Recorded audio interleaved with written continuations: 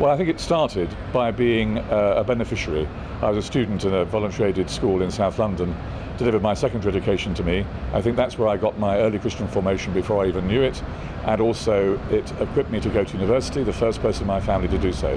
As a starting point, but I think that having been a vicar and the chair of governors of a voluntary aided primary school, being closely involved in the way in which young people's lives from a very mixed community were being transformed, where ethos and quality were absolutely indivisible, that gave me an absolutely increased passion for how we might spread this further and the opportunities that might arise for us to expand the number of church schools, not diminish them.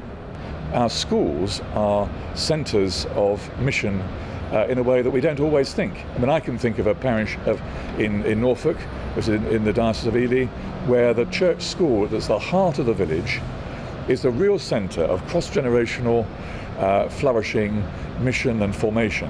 And I've been there and seeing these children delighted to be participating in worship. We have a head teacher who's a very committed Catholic Christian, and she with her staff and the governors create this environment in which children think that the Christian faith is the most natural way of expressing their life.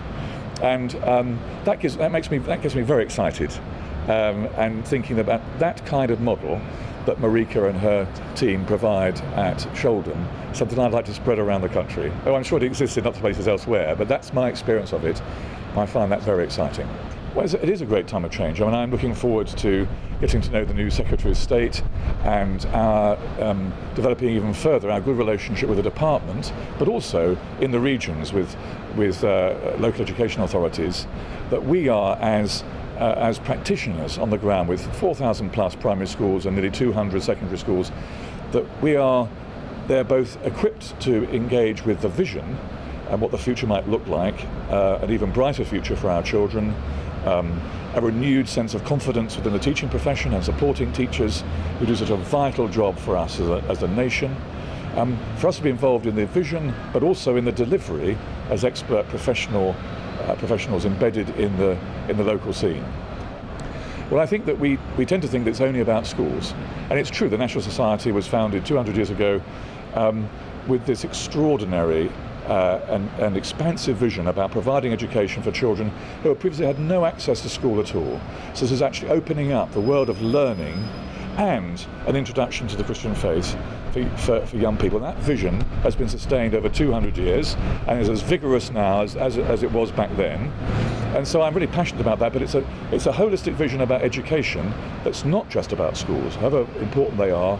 It's about cross-generational learning, it's about our passion for discipleship. We're really keen about mission, about everybody who's involved in the church's life being involved in mission and witness. How do we equip people, from the youngest person to the oldest person who's evangelizing in their nursing home?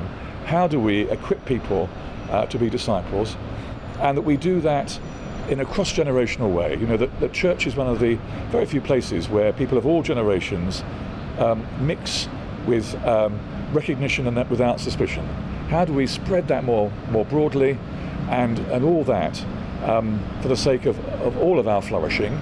And at the heart of that, the schools representing this most vividly, at the heart of that serving the public good for our nation, and being proud to be part of that.